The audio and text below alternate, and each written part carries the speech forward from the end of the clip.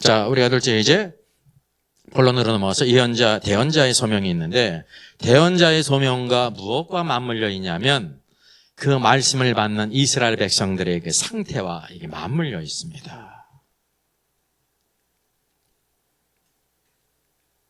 첫째, 인자야, 내가 너를 이스라엘 자손 곧 패역한 백성, 나를 배반한 자에게 보내느니라. 이스라엘 백성이 어떤 사람이냐면 패역한 백성입니다. 하나님을 배반한 자입니다. 오늘 이 시대도 마찬가지예요. 오늘 하나님 백성들이 패역한 백성이 아니라고 말할 수 있습니까? 우리는 상관이 없다고 말할 수 있어요? 하나님을 배반했지 배반 안 했습니까? 그러니까 에스겔이 이제 대언자로서 소명을 받게 될 때 상당한 준비가 필요하는 거죠. 주님은 사실 뭐냐면 영적인 실제를 말씀하세요. 달콤한 말로 이렇게 해가지고 에스겔을 보내지 않으세요. 영적인 실제를 보세요. 주님을 따르는 제자들이 있다는 게 얼마나 감사한 일입니까? 근데 주님은 거기에 꼭 찬물을 껴얹죠. 여도 굴이 있고. 근데 인자는 뭐가 없어? 머리 둘 곳도 없어. 그러니까 너는 뭐라는 거예요? 나도 내가 머리 둘 곳이 없으니까 너는 어떻다는 거야? 나를 따라오면. 세상적인 어떤 것도 기대하지 말라는 것입니다. 이게 찬물을 껴얹지 않습니까? 근데 뭐냐면 그게 주님을 따르는 자들이 치러야 될 대가가 있다는 것을 보여주는 거예요. 오늘 대부분 우리들은 주님을 따르며 섬길 때 그것이 있다는 것을 다 잊어요. 그냥 아주 장밋빛처럼 생각을 한다니까. 이게 잘못된 신앙입니다. 왜냐하면 십자가 없이 면류관이 없거든요. 노크로스 노크라운이에요. 세상에서도 그렇지 않습니까? 이게 바로 진정한 제자의 길이라는 거죠. 이 자손은 얼굴이 뻔뻔하고 마음이 굳은 자니라. 이스라엘 백성이 얼굴이 뻔뻔하다는 겁니다. 쉽게 뭐예요? 얼굴에 뭘 깔았어요? 철판을 깔았다는 거예요. 너 얼굴에 철판을 깐 그런 패역한 백성에게 내가 보낸다. 그 마음은 또 어떠느냐? 굳었다는 거예요. 뭐 강경화가 걸린 것처럼 다 굳었다는 거예요. 그냥 땡땡이. 여기 뻔뻔하다는 말에 어떤 말로도 바꿀 수 있냐? 염치 없는 자, 건방진 자다. 마음이 굳은 것은 고집이 센. 마음이 굳었다는 것은 고집이 세다는 겁니다. 고집이. 예? 고집이 센 거는 못 말리죠. 마음을 강하게 하고 담대해야 될 때는 담대하지 못한 사람이 고집은 또 세. 그게 그런 겁니다. 그게 영적으로. 하나님에 대해서 그냥 꽉 첩첩같이 믿는 사람은 고집이 센 게 아닙니다. 의지가 강하지.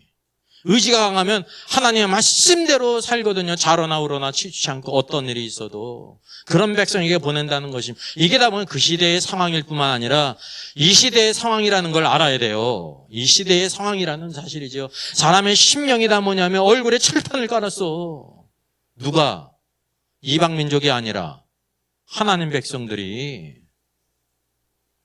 왜 그 모양 그렇게 사는지 아세요? 얼굴이 뻔뻔하기 때문에.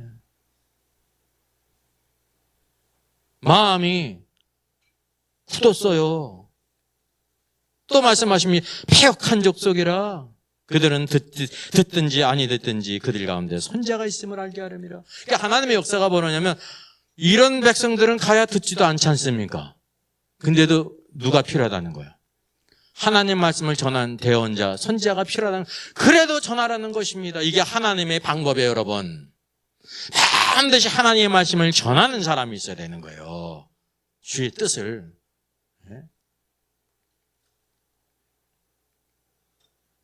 또 1장 6절에 가시와 찔레와 함께 있으며 정갈 가운데 거주할지라도, 가시와 찔레는 쥐기로 말미암아 생겨난 거 아닙니까? 이스라엘 백성들의 상태가 그렇다면 가시와 찔레, 이 전갈, 독이 가득해.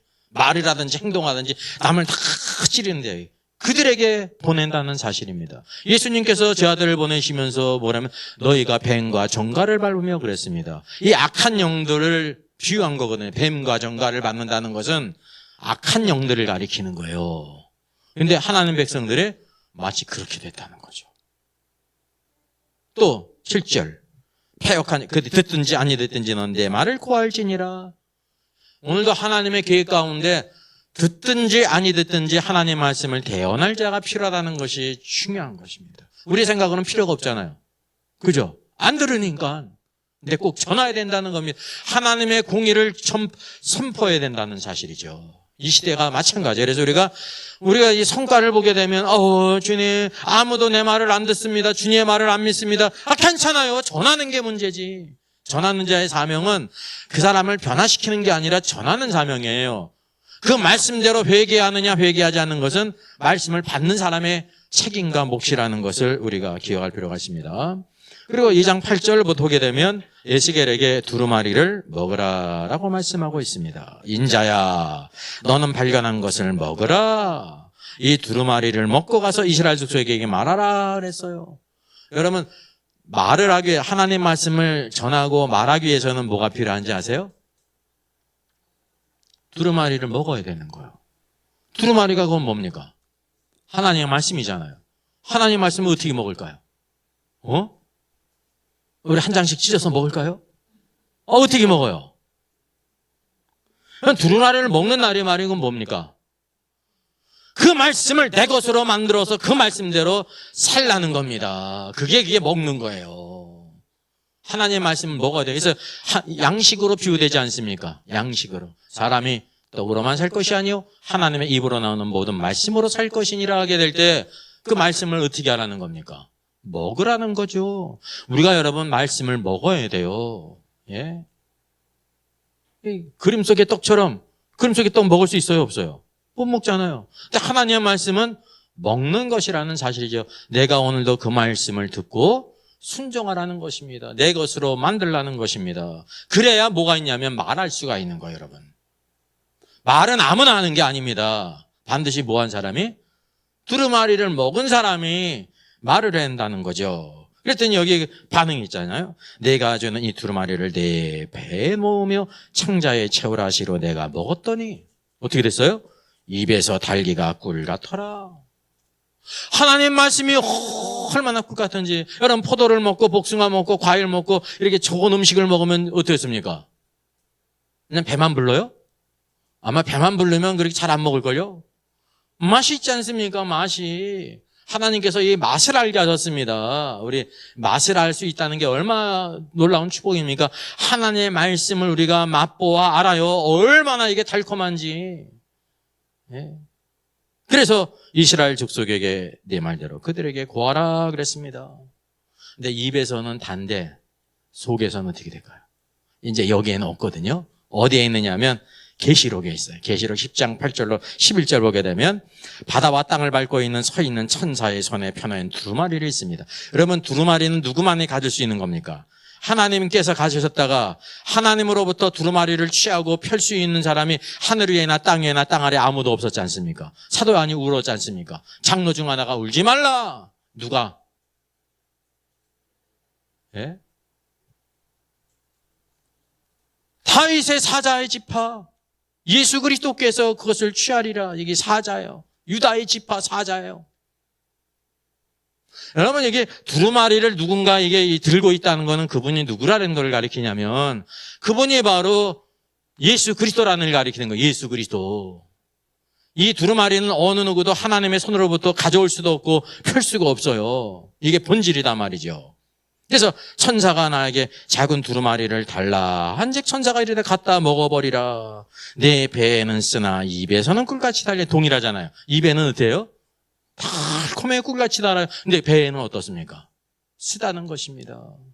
오늘도 우리 그 말씀대로 살게 될 때는 많은 어려움이 있다는 거죠. 왜 많은 사람들이 말씀대로 못 사는지 아세요? 말씀대로 살면 실제 어려움이 생겨요. 내 육신도 막 부대껴요. 말씀대로 살면 그냥 내가 편한 대로 사는 게 좋지. 뭘 모이고 자시고 기도하고 뭐 성경 보고 뭐 섬기고 뭐 나를 위해 살기도 바쁜데 그렇지 않습니까? 쓰다는 겁니다. 쓰다는 거예요. 근데 뭐를 알아야 되냐면 쓴 게 몸에 좋은 거예요. 이게 역설이에요. 입에는 꿀처럼 단데 배에서는 쓰다는 거죠. 써. 그가 말하지 않습니까? 내가 많은 백성과 나라와 방언과 임금에게 다시 예언하리라. 오늘도 반드시 하나님의 말씀을 먹어야 오늘도 말할 것이 있다는 거예요. 이 말이 보면 예언이거든요. 스스로 예언하는 게 아닙니다. 오늘도 우리가 하나님의 말씀, 대언의 말씀이 있는 사람과 없는 사람은 삶에 여러분 차이가 있습니다. 하나님의 예언의 말씀이 없는 사람은 뭐를 따라갔냐면 뭐 봤다고 하는 거, 뭐 천국 지옥 갔다는 거 막 귀동냥하면서 막 일거들기 가보니까 또 그때는 진짜 같았는데 또 아니고 인생 다 허비하다가 그냥 가는 거예요. 하나님의 말씀이 있는데. 그러면 하나님의 말씀이 진리의 말씀이에요. 성령께서 이 말씀을 생각나게 하고 깨닫게 하시고 가장 좋은 길을 가게 하신다고 하는 사실이죠. 그래서 이제 에스겔이나 사도 요한이나 동일하게 두루마리를 먹었습니다. 입에는 달았습니다. 그런데 배에는 어떻게 했어요? 썼어요. 에스겔이 이 땅에서 그 부시의 아들이라고 말한 것이 뭐냐면 에스겔이 그 시대 이스라엘 백성들에게 존경을 받았어요. 경멸을 받았어요. 경멸입니다. 하나님 말씀을 안 믿으니까. 근데 그게 염려할 게 아니에요. 하나님의 인정하심이 있습니다. 에스겔. 그래서 에스겔이 구약의 계시록을 이렇게 기록할 수 있었던 거예요. 대언자는 아무나 되는 게 아니에요. 내가 막 그냥 예수 믿고 막 떼쓴다고 그래가지고 막 이 대언자가 되는 게 아니에요.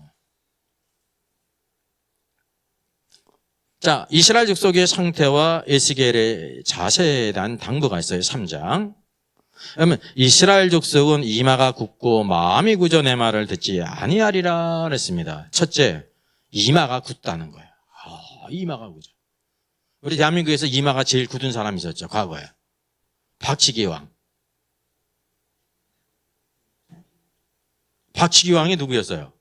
김일이잖아요. 그냥 박치기를 그냥 세계 모든 사람 다 하지 않습니까? 근데 그 김일보다 더 이마가 단단해. 이마란 말은 뭐냐면 포헤드거든요. 포헤드. 딱 보이는 거예요. 이게 굳은 것이. 이마가 굳고 이스라엘 백성들 마음이 굳어 내 말을 듣고자 아니하리라. 그러니까 이스라엘 백성의 상태가 이러하기 때문에 그럼 그들에게 말씀을 전하는 대언자 에스겔은 어떻게 되냐면 첫째, 에스겔의 얼굴을 굳게 하라 그랬습니다. 굳게 하라는 말은 여기 스트롱이에요. 강하게 하라 그러는 것입니다. 예, 얼굴을 강하게 하라. 예. 왜냐하면 듣든지 아니 듣든지 어떻게 하라는 거예요? 전하라. 예. 하나님은 그 말씀대로 분명히 행하세요. 능력이 있는 말씀이에요. 권세가 있는 말씀이라니까요. 그러니까 그 대상이 어떠하든지 얼굴을 강하게 하라는 겁니다. 강하게 하는 거니까 이게 이제 얼굴을 굳게 하라는 거죠. 얼굴을 굳게 하는 게 적극적인 의미지 않습니까? 하나님 말씀을 들을 때 이마가 굳은 거는 부정적인 의미지만은 에스겔이 하나님 말씀을 전할 때 불신앙적인 백성들에게 전할 때 낙심하지 않고 얼굴을 굳게 하는 건요, 그 적극적인 의미라는 거죠. 심지어 화석보다 굳은 금강석같이, 예, 금강석같이. 금강석은 모든 걸 다 자르잖아요. 가장 강한 거잖아요. 그렇게 하라는 것입니다. 그러면 이게 누구를 닮아간 건지 아십니까? 에스겔이 합당한 사역자로 쓰임받았다는 것은 인자이신 예수 그리스도를 닮아간 것입니다. 우리 어떤 공통점을 보냐면 이사야서 50장 7절을 보면 주 여호와께서 나를 도우심으로 내가 부끄러워하지 아니하고 내 얼굴을 부싯돌같이 굳게 하였으므로 그랬어요. 이사야가 그의 사명을 이룬 것이 뭐냐면 하나님의 도우심을 입어서 그 얼굴을 부싯돌같이 굳게 했다는 겁니다. 그래야 하나님이 주신 사명을 이룰 수가 있습니다. 이게 다 적극적인 의미예요. 이스라엘 백성들의 얼굴이 굳은 것은 아주 부정적인 소극적인 의미라는 거죠. 그럼 이 주님은 어떠셨습니까? 누가복음 9장 51절에 예수께서 승천하실 기약이 차감해 예루살렘을 향하여 올라가시기로 굳게 결심하시고, 예수님도 예루살렘으로 올라가시게 될 때 어떻게 하셨어요? 굳게 결심하셨어요. 이게 바로 참된 인성이라는 거죠. 그래서 에스겔이나 여기 이사야나 이와 같은 모습은 누구를 보여주고 있냐면 예수 그리스도를 보여주는 거예요. 예수 그리스도의 예표에게 얼마나 놀랍습니까? 예수님을 닮아간 사람이라는 거예요. 우리도 그래야 된다는 거죠. 자, 이사야 선지자의 그리스도에 대한 예언이 이사야 50장에 있지 않습니까? 주 여호와께서 학자의 혀를 내게 주사 나로 공부한 자로 말을 어떻게 도와줄 줄을 알게 하시고, 이게 한편으로 하나님께서 이사야에게 이런 말, 학자의 혀를 주도록, 그래서 공고한 자를 위로하고 격려할 수 있도록 하는 거 아닙니까? 이사야에 대한 거잖아요. 아침마다 깨우치되 나의 귀를 일깨워 학자같이 알아듣게 하시고 주 여호와께서 내 귀를 여섰으므로 내가 거역하지도 아니하고 뒤로 물러서도 아니하고 나를 때리는 자들에게 내 등을 맡기며 나의 수염을 뽑는 자들에게 뺨을 맡기며 모욕과 침배편을 당하여도 내 얼굴을 가리지 아니하였느니라.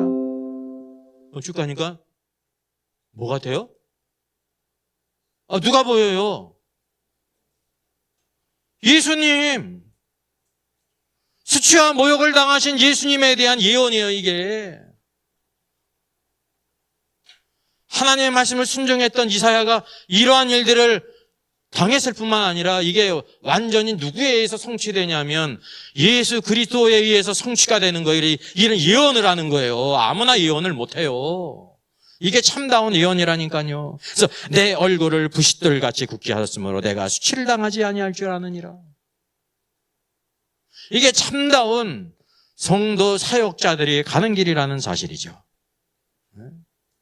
그래서 이사야가 존귀한 사람입니다. 에스겔도 마찬가지고 누구와 같이? 예수 그리스도와 같이 그 길을 갔기 때문에 예수 그리스도에 대해서 예언할 수 있었던 거예요. 다윗도 마찬가지죠. 다윗이 고난받으면서 뭐 해야 합니까? 예? 시편 20편을 보세요. 그의 죽으심과 부활에 대해서, 승천에 대해서 노래하지 않습니까? 시편 23편, 오늘도 그분이 목자가 되셔서 우리를 인도하시는 것을 노래하잖아요. 완전히 성령의 감동으로 예수 그리스도에 대해서 예언한 거예요. 그래서 성경은 다윗은 선지자라. 예, 다윗은 선지자라. 선지자가 바로 뭐예요? 대언자예요. 대언자. 다윗이 스스로 어떤 일에 대해서 스스로 말한 것이 아닙니다. 성령께서 그와 같이 행하셨다는 거죠. 또 에스겔서 3장 16절 이하를 보게 되면 이스라엘 집에 파수꾼으로 세우셨어요. 여기 이제 성경에 이스라엘 족속이라고 나왔는데 문자적으로는 이스라엘 집이라는 뜻이에요. 이스라엘 집은 바로 이스라엘 족속을 가리키는 거거든요.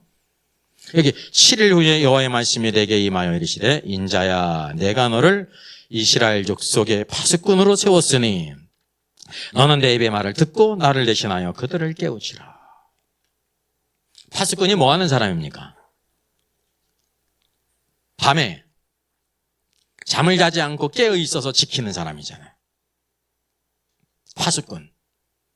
얼마나 중요한 겁니까? 다른 모든 사람들은 다 잠들지라도 파수꾼은 깨어 있어야 되는 거예요. 파수꾼. 그 파수꾼은 주님이 주신 말씀을 듣고 주님을 대신해서 그들을 깨우치도록 전해야 되는 것입니다. 그러니까 파수꾼이 어떻습니까? 여러분이 파수꾼을 이제 이렇게 지금 보초를 쓴다고 생각해 보세요. 다른 사람들은 다 잠들었는데 지금 외롭게 총 들고 칼 들고 이렇게 쭉 지키고 있어요. 어떻습니까? 힘들고 어렵잖아요. 외롭잖아요. 한편으로 인간적으로 생각할 때 파수꾼은 외롭고 힘든 길이에요. 근데 바로 뭐냐면 그 모든 사람들의 생명과 안전을 지키는 것입니다. 그래서 군대에서도 그런 말이 있죠. 전투에서 패한 병사는 용서받을 수 있을까요? 없을까요? 있어요. 왜냐하면 질 수도 있고 이길 수도 있고 그러거든요. 근데 누구는 용서받을 수 없다 그런지 아세요? 경계에 실패한 병사는 용서할 수 없다는 거예요. 경계는 파수꾼, 보초로서 지금 다른 병사들은 다 잠자고 있는데 보초가 지금 다 지키고 있잖아요, 부대를. 근데 잠들었어. 잠들었다고 그래가지고 그때 적들이 와가지고 자기 아군을 죽인 게 아니야. 그냥 잠들면 그냥 직접 처분이에요. 왜? 모든 병사들의 목숨이 그 잠든 걸로 인해 가지고 다 위태할 수 있기 때문에. 오늘도 이 시대에 뭐가 필요하냐면 에스겔과 같은 파수꾼이 필요하다는 거죠. 그래서 이스라엘 족속에 파수꾼으로 세웠다. 이게 파수꾼에 가는 길이 여러분 넓은 길이에요, 좁은 길이에요?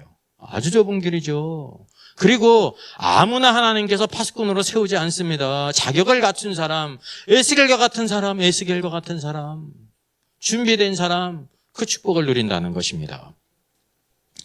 그래서 여러 가지 경우를 말씀하세요. 파수꾼의 사명을 감당하지 않는 경우에 대해서 말씀하세요.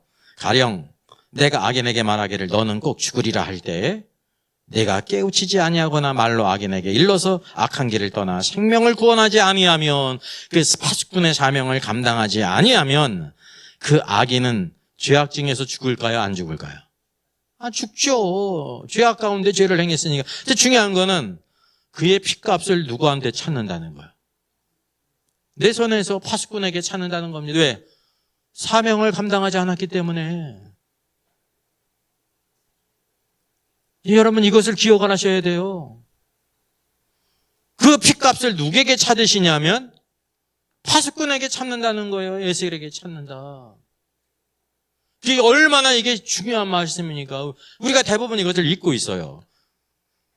에스겔서 2장 7절에도 말하잖아요. 그들은 심히 패역한 자다. 그들이 듣든지 아니 듣든지 너는 내 말을 구할지니라. 우리는 잠깐만 안 들으면 어떡합니까? 패역한 백성인데요. 얼굴이 철판에 깔았는데요. 마음이 그냥 다 강경화로 굳었는데요. 상관없어요. 전하라는 거예요. 전하라. 이 전하는 게 성공이에요. 전하는 게. 둘째, 파수꾼의 사명을 순종하는 경우가 있어요. 내가 악인을 깨우치되 그가 그의 악한 마음과 악한 행에서 돌이키지 아니하면, 우리가 이렇게 에스겔이 전했을지라도 악한 자가 그를 돌이키지 않을 수 있죠. 그죠? 에스겔에게, 우리에게 악한 죄에서 돌이킬 능력이 있어요? 없어요? 없는 거, 그건 그 사람의 몫이라니까요. 그러면 그는 그의 죄악 중에서 죽으려니와 악인은 죽으려니와 너는 내 생명을 보존하리라. 보존하리라. 이 전하는 게 책임이라는 거예요, 여러분. 전하는 것이. 또 세 번째, 의인이 공의에서 돌이켜 악을 행할 때 말하는 거예요. 의인이 그의 공의에서 돌이켜 악을 행할 때에는 이미 행한 그의 공의는 기억할 바 아니라 내가 그 앞에 거치는 것을 두면 그가 죽을지니 이는 내가 그를 깨우치지 아니하려니와 그는 그의 죄 중에서 죽으려니와 그의 핏값은 내가 내 손에서 찾으리라 라고 말씀하고 있습니다. 그 책임이 있다는 사실이에요. 책임이. 또 마지막, 의인을 깨우쳐 범죄하지 아니한 경우가 있죠. 내가 의인을 깨우쳐 범죄하지 아니하게 함으로 그게 범죄하지 아니하면 정령 살리니 이는 깨우침을 받으며 너도 내 혼을 보존하리라 라고 말씀하고 있습니다. 중요한 것은 오늘도 하나님께서 그들이, 악인들이, 패역한 자들이 듣든지 아니 듣든지 반드시 어떤 사람이 필요하다는 겁니까? 말씀을 전할 사역자, 대언자가 필요하다는 거예요. 우리의 모든 염려는 바로 뭐냐면 사람들이 다 얼굴에 천판을 깔고 마음은 굳어가지고 다 정말 악합니다. 전해도 소용없습니다. 그게 문제가 되질 않아요. 전하라는 거예요. 그게 바로 하나님의 공의거든요. 하나님의 공의. 세상에 대해서든지 하나님 백성에 대해서든지 전하라는 것입니다. 전하는 사람은 전하는 책임이 있고, 말씀을 받는 사람은 그 말씀을 듣고 순종할 것인지 아니할 것인지 그거는 그 사람의 몫이라는 거예요. 그 사람의 몫. 여러분, 구약 같은 시대는 완전히 그냥 고대 아닙니까? 오늘날에도 우리나라 60년대, 70년대만 해도 사람들이 어떻게 생각하냐면 연자다로 생각했어요. 연자죄. 그죠? 근데 모세오경을 보세요. 아비가 죄를 졌어.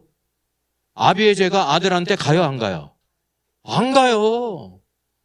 아비는 아비의 죄로 죽는 거지, 아들은 아들의 죄가 있으면 죽는 거지. 아들이 죄가 없는데 아비가 죄가 있다고 그래가지고 아들에게 그 죄를 묻지 않는다는 사실이에요. 이 성경이 얼마나 놀랍습니까? 여러분, 이 왕조 시대에 이르기까지, 이제 이 근대에 이르기까지 모든 지상에 있는 나라들이 어떻게 했으면 죄를 다 연좌했잖아요. 삼족을 죽이고. 삼족 다음에 뭐예요? 칠족. 제일 심한 건 뭔지 아세요? 부족이에요, 부족. 피가 조금 양쪽으로 섞이기만 하면 다 죽인 거예요. 부족. 그러니까 한 번 죽는데 그 가문이 죽으니까 몇 명씩 죽는 거예요. 적어도 수만 명씩 죽는 거예요. 수만 명이. 중국은 부족이잖아요. 부족. 우리나라는 흔히 삼족. 연로가 되면 나 의심되니까 그냥 싹 다 죽여버리는 거. 근데 성경이 모세오경이 언제 씌워졌어요? BC 4,000년 전에 쓰여진 그 하나님의 말씀에 아비의 죄로 인하여 아들이 죽지 않는다.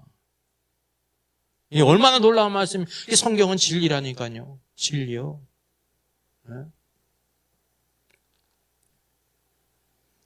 자, 요한계시록 인사이드입니다. 자, 이제 마지막 순서가 있는데요.